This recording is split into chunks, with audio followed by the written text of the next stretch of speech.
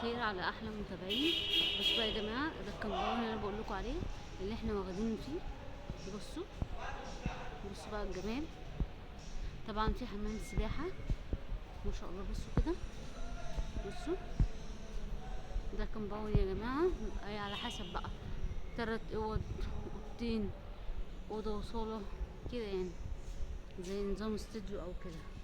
بصوا بقى ما شاء الله عامل ازاي.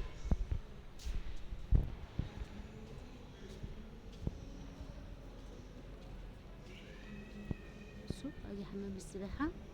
طبعا احنا ما جربناش حمام السباحه ده، بس انا قلت لكم ايه، هصور لكم. دي طبعا العماير. بصوا بقى دي حمام السباحه يا جماعه. طبعا ادي ايه العماره اللي انا واخدين فيها. طبعا هبقى اصور لكم بقى الشقه.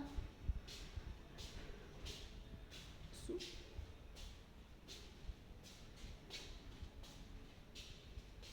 طبعا بقى طويل، بقى طويل طويل طويل. كل دي غرف مش عارفه طبعا، وفي اسانسير. بصوا كده ما شاء الله. طبعا عايزين نجيب بس الاسانسير قبل ما الفيديو يخلص.